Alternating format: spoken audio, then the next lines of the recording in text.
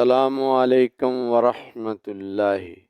ناظرین، قرآن کے حقوق اور ہمارا رویہ، اس عنوان کے تحت گفتگو کا آج ہمارا دوسرا حصہ ہے۔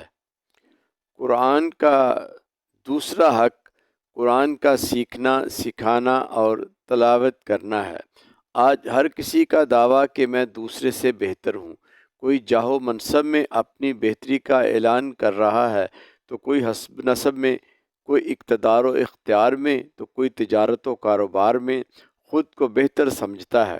مگر آئیے رازدار کائنات مخبر صادق صلی اللہ علیہ وسلم سے پوچھتے ہیں کہ آقا بہتر کون ہے؟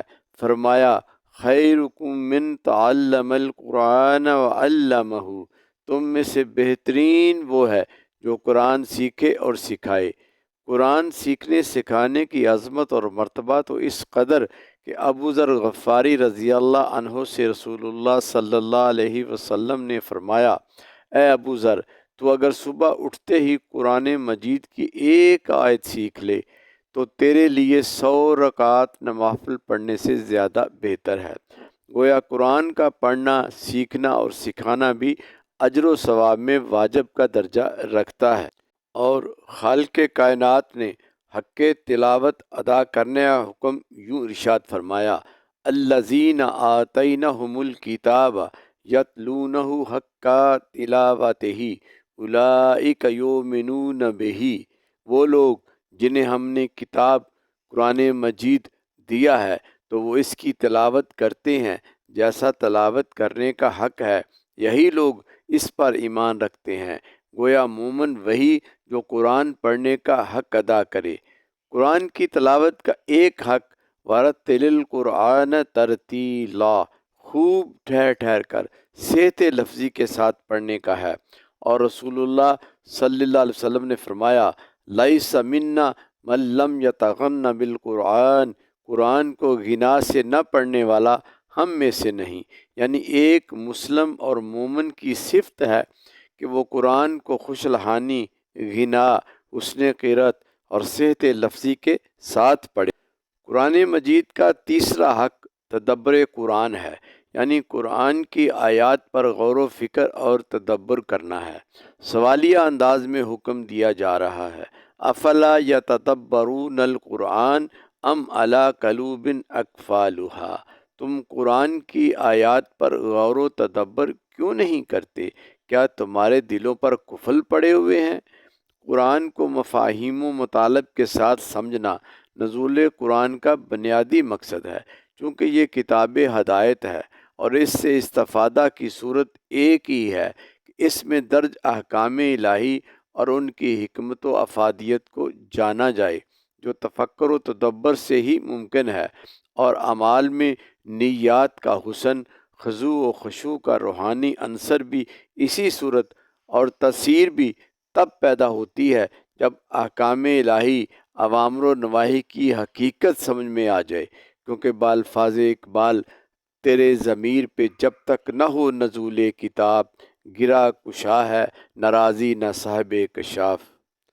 اس لیے بھی تدبر لازم ہے کہ اللہ کا قرآن تو دلوں کے روگ مٹانے آیا ہے۔ فرمایا، یا ایھا الناس قد جاءتکم موعظۃ من ربکم وشفاء لما فی الصدور وہدی ورحمۃ للمؤمنین، اے لوگو، تمہارے پاس تمہارے رب کی طرف سے نصیحت اور دلوں کی شفا اور مومنوں کے لیے ہدایت اور رحمت آ گئی۔ تدبر کرنے والوں کے لیے قرآن نصیحت، شفا، ہدایت اور اللہ کی رحمت جیسے 4 انعامات بن جاتا ہے۔ فرمایا، وشفاء لما فی الصدور، دل کے امراض، مذموم اخلاق، فاسد عقائد، مہلک جہالتیں، بغض، کینہ، حسد اور نفسانی خواہشات بد ہیں، جن کی شفا قرآن بن جاتا ہے اور گمراہی سے بچاتا اور راہ حق دکھاتا ہے۔ اس پر ہمارے اسلاف کی سیرت و کردار گواہ ہے کہ جنہوں نے تدبر کیا، نہ صرف ان کے اپنے دلوں کے روگ مٹ گئے، بلکہ جس نے ان کی زبان سے سنا وہ بھی سرخرو ہو گئے۔ سیدنا عمر فاروق رضی اللہ عنہ کے اسلام لانے کا واقعہ ذہن میں لائیں۔ گھر سے नाउज़ बिल्ला कत्ल मोहम्मद सल्लल्लाहु अलैहि वसल्लम के इरादे से निकलते हैं। रास्ते में नाइम बिन अब्दुल्ला के बताने पर कि तुम्हारी बहन फातिमा और बहनोई सईद मुसलमान हो चुके हैं, उनके घर का रास्ता लिया कि पहले उनका काम तमाम करूँगा। मगर जब उनसे सूरह ताहा की चंद आयत सुनी तो दुनिया बदल गई।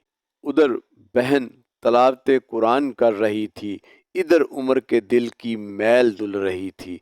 जो हजूर की जान लेने के लिए जा रहा था, अपनी जान कुर्बान करने के लिए हजूर के कदमों में सर रख दिया।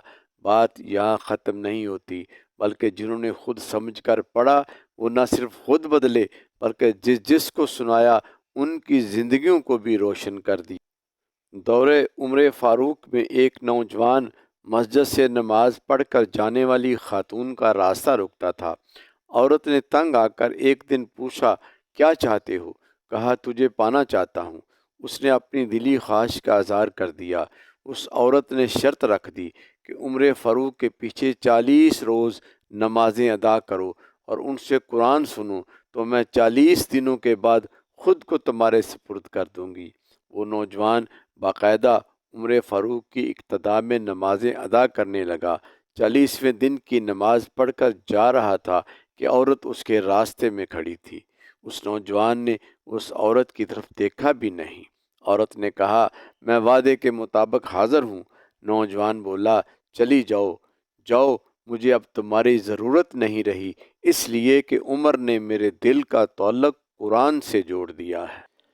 मगर नाजरीन, हमारे लिए लम्हा फ़िक्रिया है कि हम कुरान पढ़ते और सुनते भी हैं और नमाज में भी तलावत कुरान होती है, मगर एक अरसा गुजर जाने के बाद भी अपने दिल की रूहानी बीमारियों से निजात हासिल नहीं कर पाते। हमारे दिलों के ज़ंग नहीं उतरते। क्यों? सिर्फ़ इसलिए कि हमने कुरान समझ कर पढ़ना, तदब्बर करना, इसका फ़हम हासिल करना और इस पर अमल करना ही छोड़ दिया है। आइए इकबाल के इस पैगाम पर तवज्जो दें। इकबाल कहता है, कुरान में हो गोता ज़न ए मर्द मुसलमान, अल्लाह करे अता तुझे जिद्दत किरदार। इंसान की हवस ने जिन्हें रखा था छुपा कर, खुलते नज़र आते हैं बेतदरीज वो असरार। नाज़रीन, हकूकुल कुरान पर गुफ्तगू जारी है। बकिया हिस्सा सोम में मुलाज़ा फरमाएँ।